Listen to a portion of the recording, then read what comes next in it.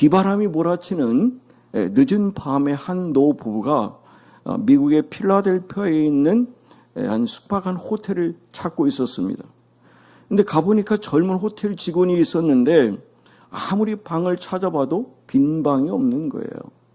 근데 시간은 이미 12시가 다 돼가는 상황이고 밖에는 비가 계속 내리는 상황이다 보니까 이 부부를 내치는 게 참 마음이 편하지가 않은 거예요.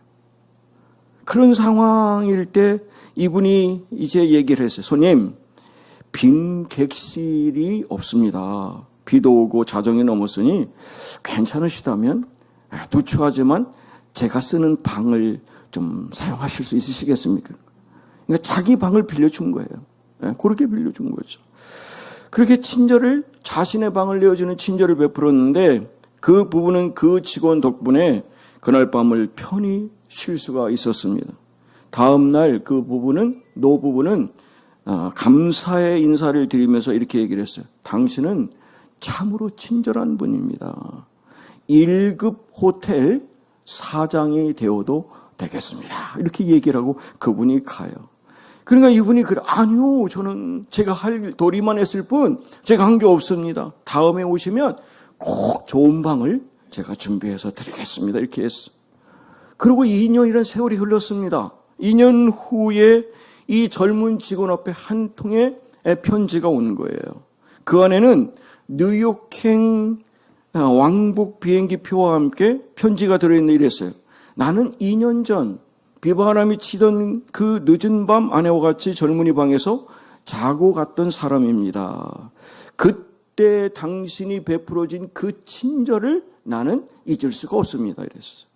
여기 뉴욕에서 아주 크고 멋진 호텔을 지어놓고 당신을 기다리고 있으니 이 호텔을 부디 경영해 주십시오. 그랬어요. 박수 치시네. 이 젊은 호텔 직원이 바로 1900개의 객실이 있어요. 놀라지도 않네. 1900개라니까요. 여기 5개가 아니라고. 1900개의 객실을 갖춘 웰도프 에스토리아 뉴욕 호텔. 저기 호텔입니다, 여러분. 엠파이어 스테이트 빌딩이 거의 버금가는 그런 정도로. 제가 한번 확인해 봤더니요. 저기서 하룻밤 자려면 200만 원이에요. 기분이 그 정도예요. 왔다 갔다 해요. 그런 정도 되는데 이 젊은이의 이름이 바로 웰도프 에스토리아 뉴욕 호텔의 사장이 된 조지 볼트라는 사람이에요. 이게 실제 있었던 일입니다. 그래서 이 친절이라는 게 자그마한 친절 하나가 그를 지금 저같이 어마어마한 호텔의 사장이 될 수 있는 그런 계기가 됐다는 것이죠. 성경에 보면 누가복음 10장에 여러분 잘 아시는 착한 사마리아인의 비유가 있습니다. 우리가 아시는 것처럼 제사장이 있습니다. 그리고 레위인이 있었습니다. 그들은 피하여 도망갔다 그랬어요. 그런데 사마리아인이라고 하는 이방인은 사람들이 사람 취급하는 이방인은 가던 길입니다. 좀 여행 중에 있었습니다. 그러나 그 모든 걸 내려놓고 가까이 다가가서 그에게 최선을 다해서 살폈다라고 얘기를 하거든요. 바로 그 일을 통해서 핵심이 뭐냐면 불쌍히 여기는 마음이 그 안에 있었다. 이 스프랑클리조마이라고 하는 불쌍히 여기다는 말은 예수님께서 무리를 보시고 불쌍히 여기셨다 그러거든요. 그게 헤세드입니다. 그게 여러분 손주들 보면 어때? 아이고 저놈 인간들 내가 밥이라도 한 끼 해서 먹여야지. 그런 내 안에 있는 마음, 그 마음이 예수님이 오늘 우리를 바라보시는 그 헤세드, 불쌍히 여기는 마음이거든요. 그 자비의 마음을 이 사마리아인이 바로 강도를 만나 죽어가는 사람을 볼 때 불쌍히 여기니까 그 일을 이루게 된 거예요. 여러분 잘 아시는 마다 테레사라는 수녀가 있잖아요. 그 작은 체구예요. 그것도 껍장해가지고 제가 볼 때는 키가 별로 커 보이지 않는데 그 작은 거인이 수천 명의 생명을 살릴 수 있는 그 일을 처음부터 한 게 아닙니다, 여러분. 본인 스스로 아니 하나님 저는 갈 수 있는 사람이 아닙니다. 근데 하나님 정말 제가 그 일을 하기를 원하신다면 제가 그들을 입힐 옷과 먹일 빵을 보내주십시오. 그런데 정말 하나님이 기적 같은 일을 이루시는 거예요. 어느 날 보니까 설탕이 떨어졌어요. 하나님이 설탕이 떨어져서 냈는데 한 젊은 아이가 자기가 먹을 설탕을 먹는 것 대신에 사랑의 집에다 갖다 놓은 거예요. 그러니까 이분이 이런 얘기를 했어요. 정말 자비가 뭐냐? 자비의 정의를 익히는 인도의 한 소년이 자기가 먹을 설탕을 먹지 않고 그 캘커타에 있는 사랑의 집으로 가져온 행위. 바로 이것이 자비라는 거죠. 그래서 여러분 주님께서 그러잖아요. 말과 혀로만 하지 말고 행함과 진실함으로 사랑하자. 그 일을 여러분 행하는 거예요. 그래서 여러분 저는 예수님께서도 하셨지만 행하는 게 복이 있다 그럽니다. Doing is blessing. 행하는 게 축복이다. 할렐루야. 행하는 게 축복인 거예요. 그래서 이분이 이렇게 얘기를 했거든요. 사랑과 자비는 보고 느끼면 책임지는 거라는 거예요. 여러분, responsibility는 이 책임이란 말은 하나님이 우리에게 할 수 있는 일을 주신대요. 거기에 응답하는 능력이야.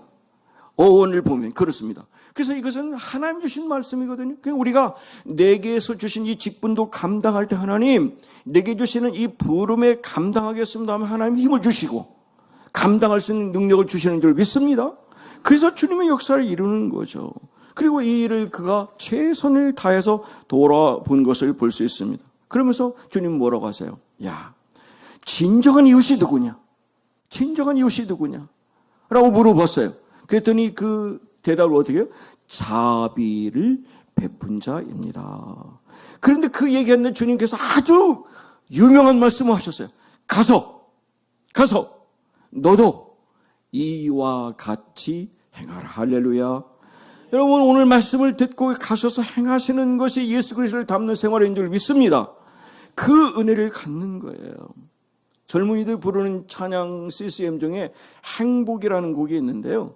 저는 그 응원을 자주 읊어요. 화려하지 않아도 정결하게 사는 삶. 가진 것이 적어도 감사하며 사는 삶. 내게 주신 작은 힘을 아이고 나도 이게 아니라 내게 주신 작은 힘을 나눠주며 사는 삶. 할렐루야. 그게 하나님이 오늘 우리에게 이 자비라는 성령의 열매 중에 5번째를 말씀하시면서 비록 나에게 짧은 삶이고 내게 준 게 작은 거지만 나눠주며 살고 주님 뜻대로 살 수 있는 것, 이것이 행복입니다. 세상은 알 수 없는 하나님의 선물, 내가 하나님의 자녀로 살아가는 이 행복이 여러분 평생 이어지시기를 주님으로 축복합니다.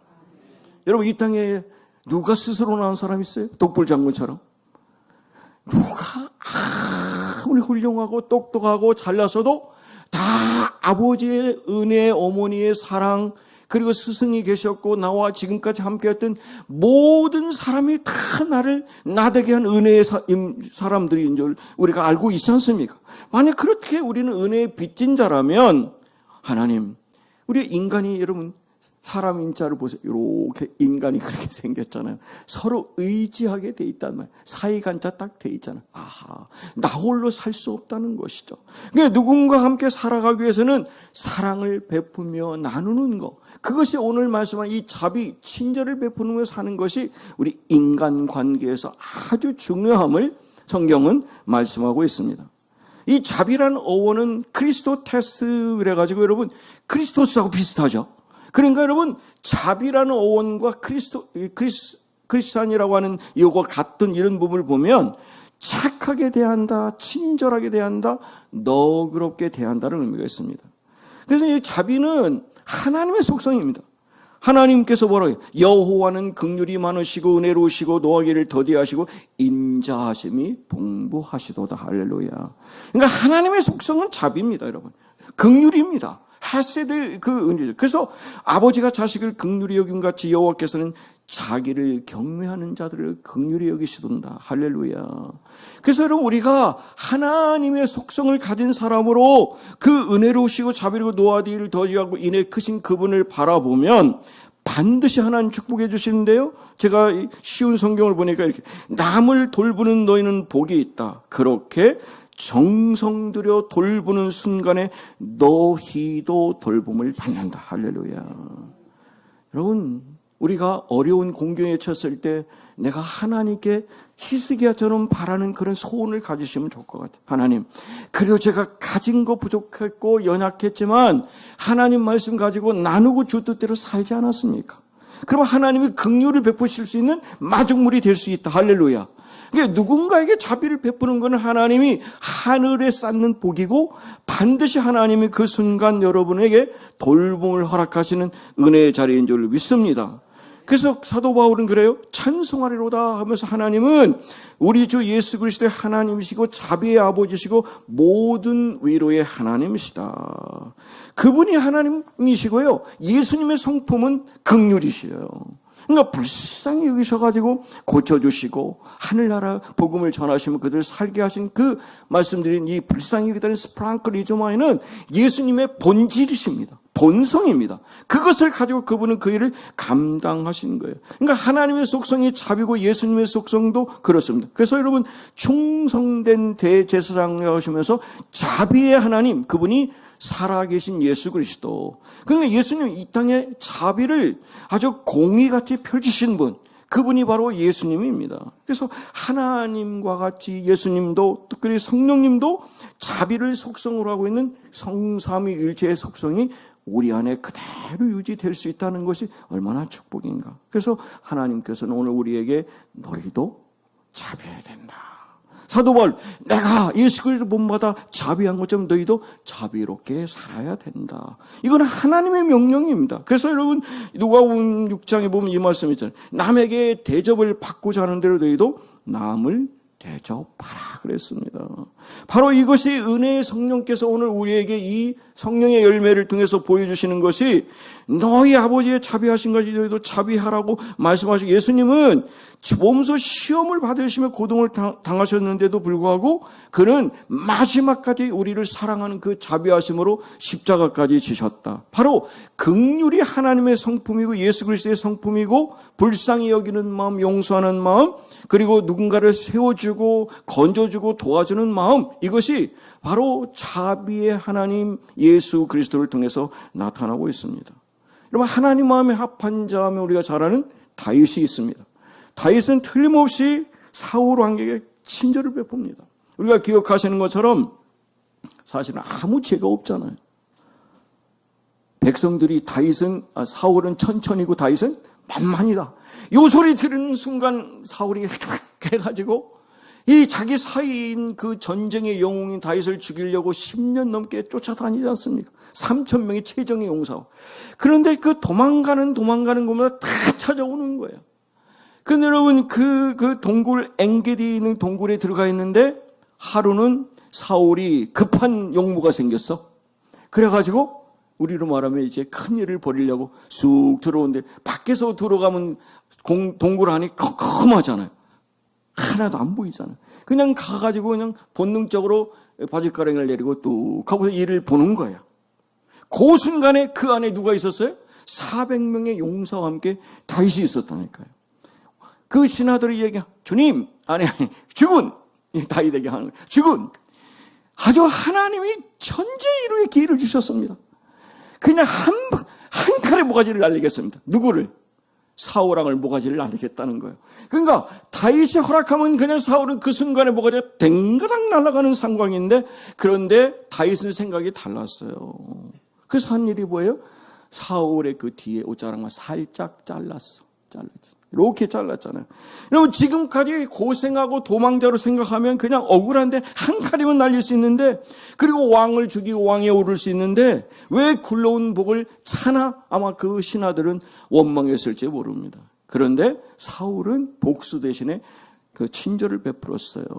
왜 그랬을까요, 여러분? 만약에 정말 그 자리에서 탁 죽여가지고 왕이 됐으면 누구를 죽인 거예요? 누구를 죽인 거예요? 왕을 죽였잖아요. 그리고 관계로 보면 뭐예요? 자기 장인을 죽였잖아요. 그럼 그 사람이 왕이 됐을 때 얼마나 건덕상 자신 있게 왕을 못할 거 아닙니까? 그래서 분명한 이분이 그랬어요. 하나님의 기름 부은 자를 내가 내 판단을 가지고 죽이는 건 그건 옳지 않다. 하나님께 맡긴 거예요. 그러니까 하나님이 알아서 정리해 주시잖아요.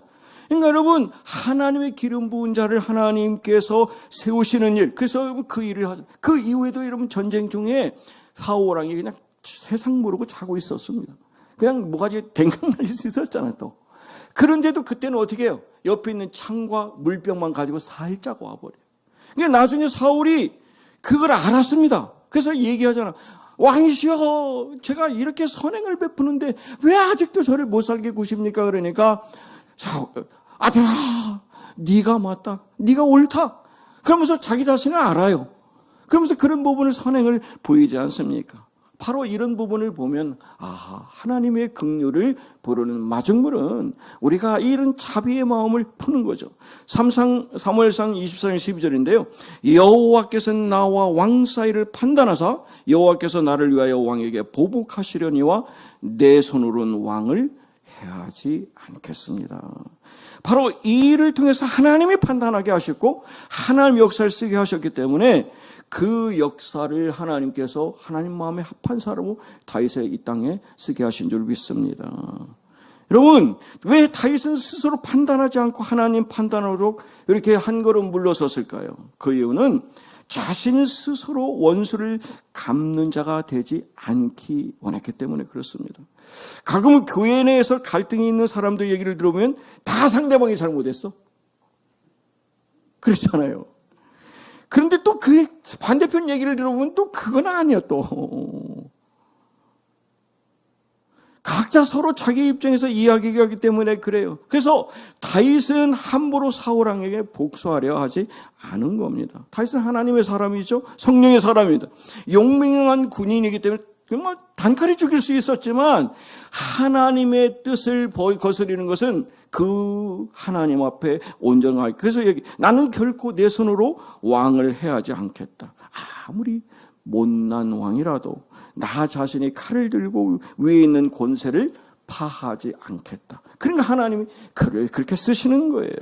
개인적으로 장인어른 아닙니까? 그리고 한 국가의 왕이잖아요. 주교로 드는 원수이긴 하지만 그 모든 심판을 하나님께 맡겼다. 하늘의 권세를 인정한 거예요.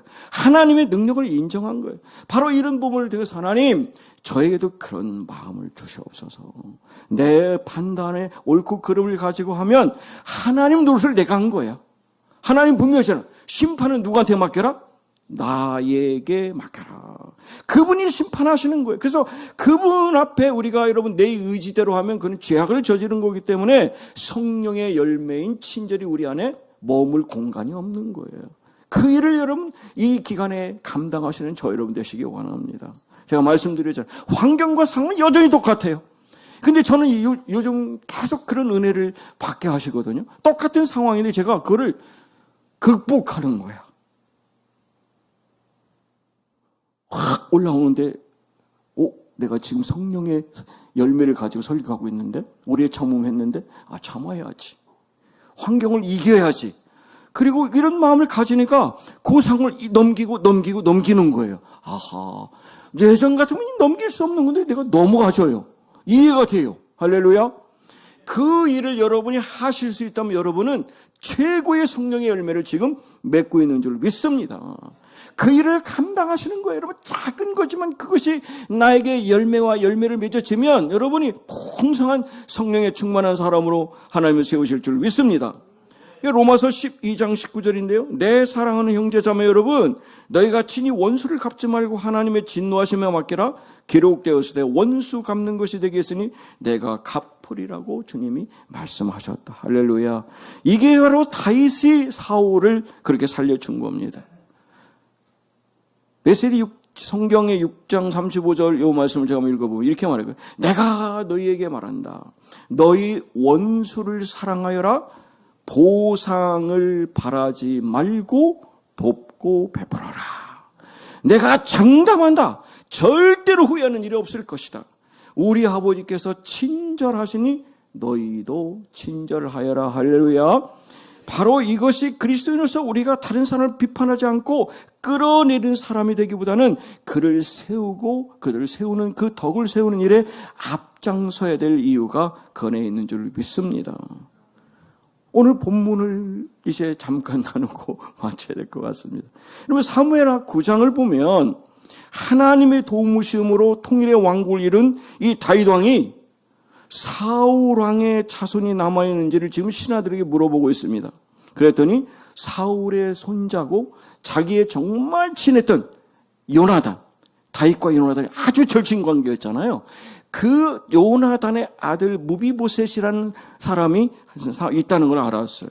여러분, 그 이스라엘이 어디예요? 동양권입니다. 우리나라에 뭐 태종 같은 사람 어때? 그냥 씨를 말려버리잖아. 그죠? 다 죽여버리잖아요, 여러분. 다 죽어버리는 그런 상황인데, 멸절시킨 게 관례인데, 적대 관계에 있던 왕이 죽고 새로운 왕가가 성립했으면 무비보셋이 있다는 소리를 하는 순간 어떻게? 그냥 단칼에 죽여버려라.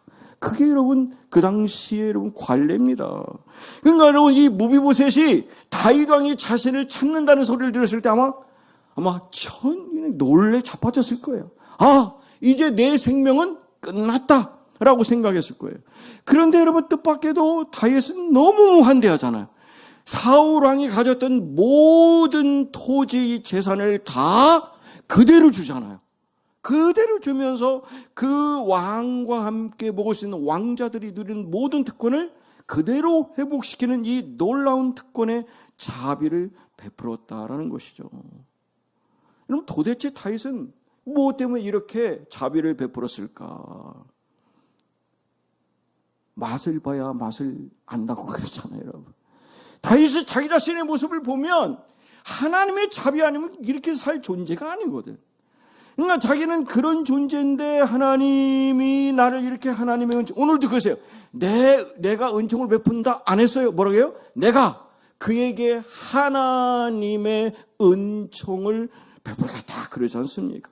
여러분, 내 마음으로 은총 베풀기가 쉽지 않아요. 그렇지만 우리가 하나님께 받은 은총이 너무 크잖아요.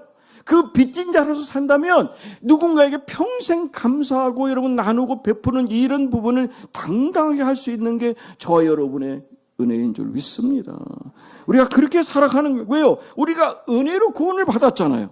우리가 뭐 잘해서 아니잖아. 하나님의 놀라운 은혜의 선물이지 않습니까? 그러면 하나님이 거저 주신 선물을 가지고 그 지극히 풍성한 가운데 우리가 갈 수 있는 건 뭐냐? 하나님, 주님이 주신 그 자비를 가지고 저도 자비로운 사람으로 살기를 원합니다. 예수 믿는 저분을 보니까 친절하시다. 그리고 정말 나누는 걸 보니까 역시 달라. 여러분, 우리 기억하시는 것처럼 다윗이 밧세바 간음죄 범했잖아요. 그리고 여러분 그 남편 죽였죠. 살인을 했잖아요. 그러면 용서받을 수 없는 일이잖아요. 그러나 그 모든 일을 다 용서받았어요. 그렇기 때문에 하나님, 주의 인자를 쫓아 나를 불쌍히 여기시고 주의 많은 자비를 쫓아 나의 죄를 다 도말해 주세요. 하나님은 그 역사를 체험케 하셨기 때문에 그는 그 일을 나눈 거예요. 그렇게 체험했기 때문에 그 자비의 사람으로서 그는 무비보셋에게 할 수 없는 일을 감당할 수 있었다. 바로 이것이 하나님의 자비라는 것이죠. 우리가 하나님 은혜의 자비 속에 푹 빠져 있으면 여러분 못할 게 없습니다. 우리 그 일을 이루어 가십시다. 그것이 하나님이 저와 여러분에게 허락하시는 그 역사인 거예요. 여러분, 이 무비보셋을 여러분 원수로 대한 게 아니라 뭐래요? 자기 친아들같이 대했다니까요. 그 역사를 쓰니까 여러분 하나님이 우리를 대하시는 게 어때요? 우리를 여러분 죄인이고 원수라고 하셔야 맞죠? 로마서 5장 10절. 우리가 하나님의 원수 되었을 때 하나님의 아들의 죽으심으로 말미암아 하나님과 우리가 화해가 되었다. 할렐루야. 그러면 우리를 하나님은 이 자비의 놀라운 원수인 우리를 친히 아들로 삼으셨어요.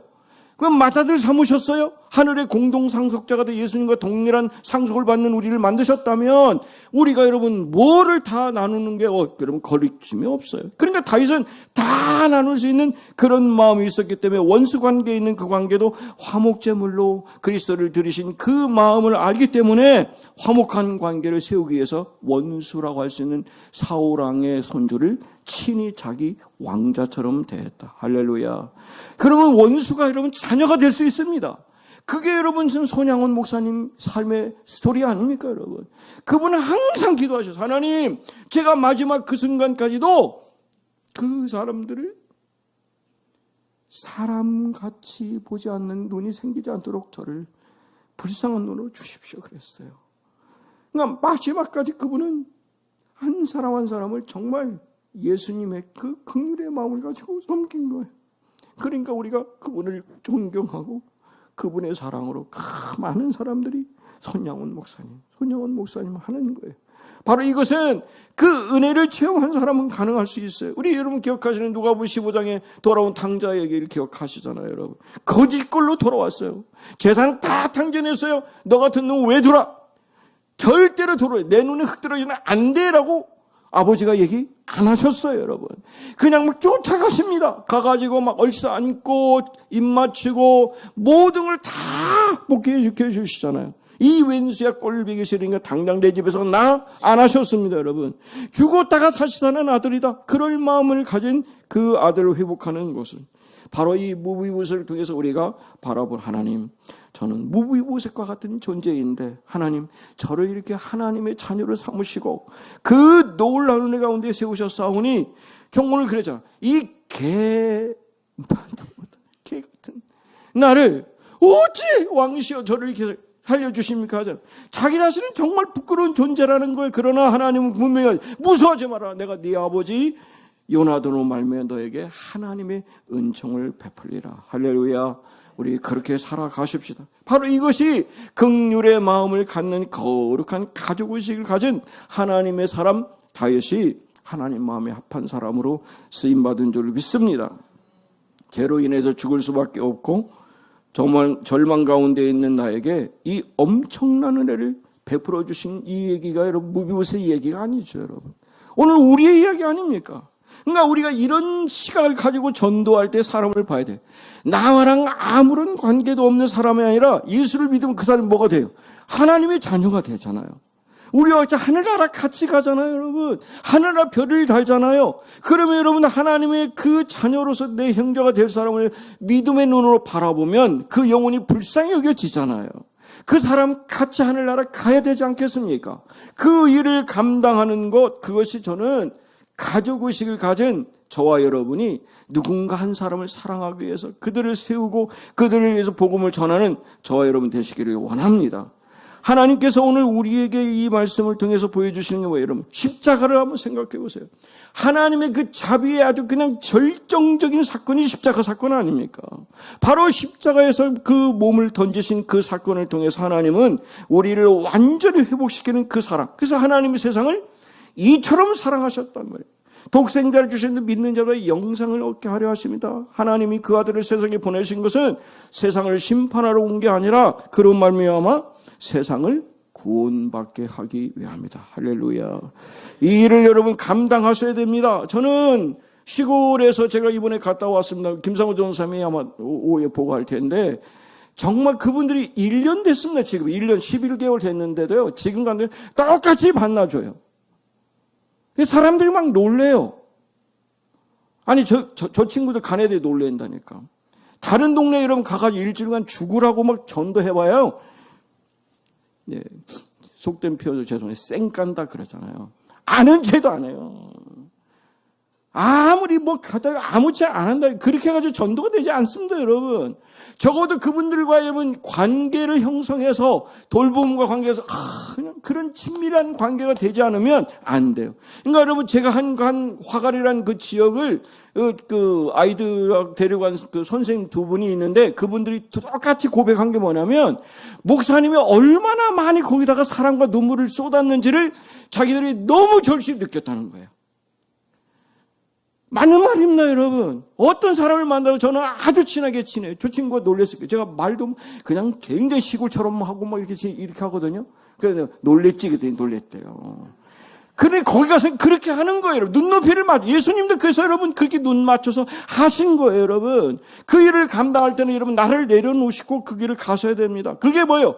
자비와 긍휼의 하나님의 마음을 받고 우리가 그 사랑으로 누군가를 살리는. 여러분,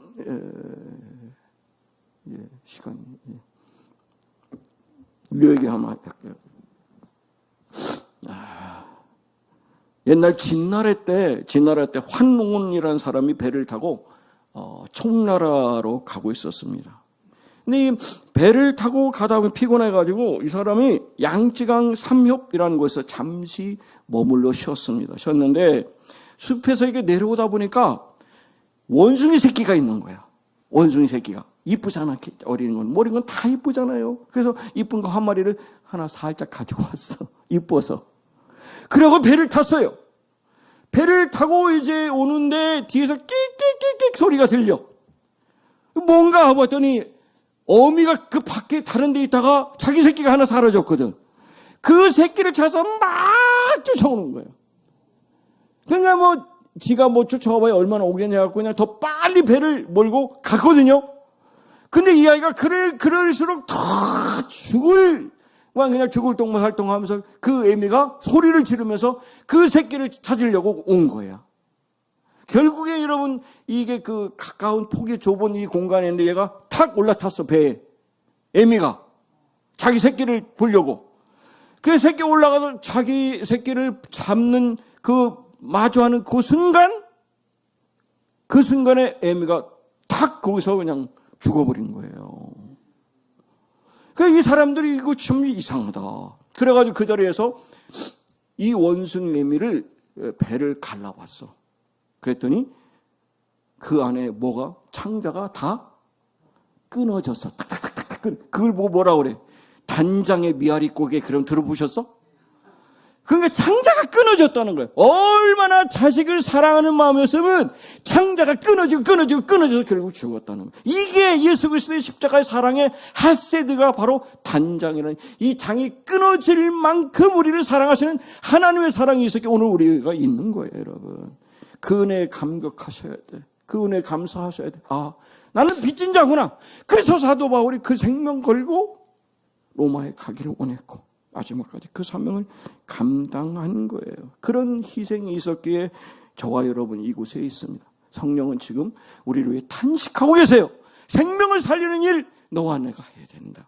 이 교회를 향한 하나님의 뜻을 이루기를 원하시는 분, 자비를 베푸는 그런 역사를 저와 여러분이 쓰기를 원합니다. 그러려면 여러분 권리 포기하셔야 돼. 나 이런 사람인데 그런 거 못해. 아니요, 그거 아니에요, 여러분. 여러분, 예수님이 그러지 않으셨기 때문에 내가 여기 있고요. 그 사랑을 받는 거예요. 그게 불쌍히 여기는 마음을 가지고 누군가 그 영혼을 찾아가는, 여러분 자녀를 향한 불쌍히 여기는 마음을 가지고 살아가시기 바랍니다. 말씀을 마치겠습니다.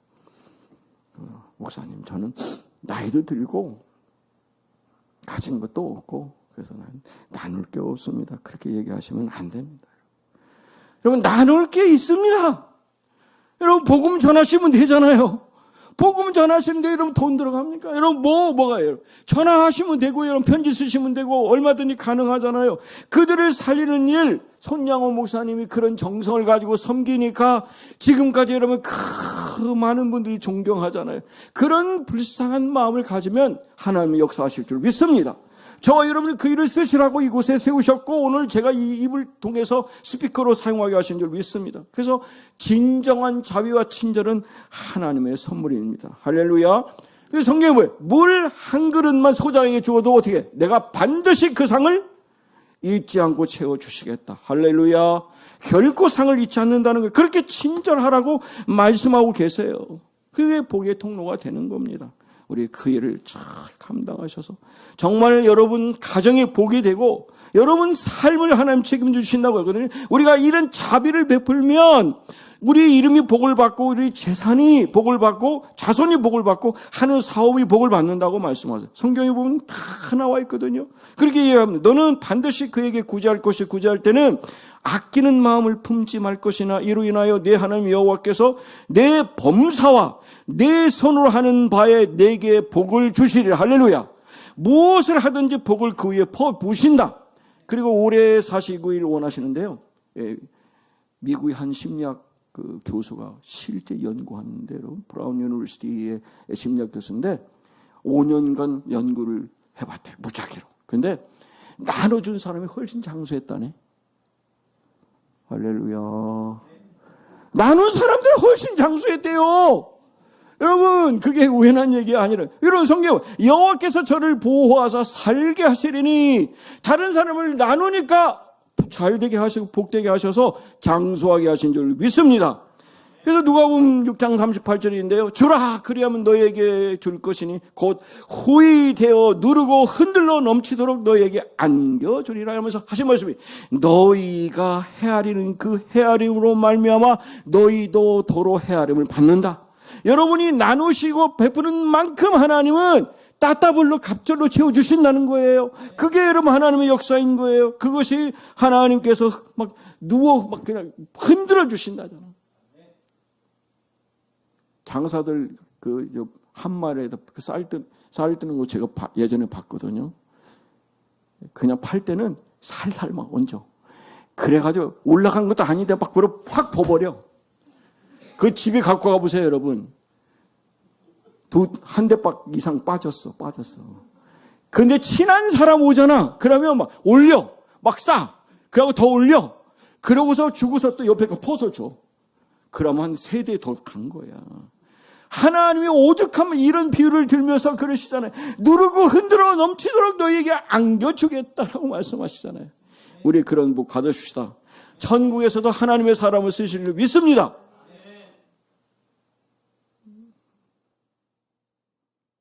빅톨 위고의 레미제라블의 소설에 보면 우리가 잘 아시는 장발장 이야기가 나오잖아요. 근데 몰래 훔쳐가잖아. 먹어야 되니까. 은잔을 다 가지고 가잖아요. 근데 걸렸어. 그래가지고 붙잡혀 왔는데 이 신부가 얘기하잖아요. 장발장, 우리는 이제 형제네. 그러잖아. 내가 은으로 자네 영혼을 산다 그랬습니다. 그러면서 내가 자네를 하나님께 돌려드린다. 그러니 이제 증오와 두려움에서 벗어나서 자유롭게 살게 그랬어요. 늘 자기를 못 살게 하는 그 형사로 인해서 그 원수에 대한 그 앙심 또 막 그 불편한 마음이 있었잖아요. 장발장이. 그런데 이 신부를 통해서 어떻게 저 신부는 내가 틀림없이 잘못했는데 그거를 다 품어주고 용서해주는 이유가 바로 지금 여기 거죠. 자네의 영혼을 사고 하나님께 드리는 이 말씀을 그는 받으면서 그의 삶의 놀라운 삶의 변화의 촉매가 된 거예요. 우리가 하나님의 친절과 자비를 경험한 사람이라면 그 은혜 때문에 우리가 하나님의 자녀로 살고 있다면 우리는 이 친절을 누구에게 베풀어야 되지 않겠습니까? 그 일을 여러분 바라보십시오. 바로 내가 무비보셋인데. 그래서 오늘 제가 이 말씀으로 마치려고 그래요. 에베소 4장 32절인데요. 서로 친절하게 하며 불쌍히 여기며 서로 용서하기를 하나님이 그리스도 안에서 너희를 용서하심과 같이 하라. 할렐루야. 우리 그렇게 살아가십시다. 그래서 정말 여러분 삶 속에서 자비와 친절의 모습이 여러분의 삶의 상징이 되시기를 주님의 이름으로 축복합니다.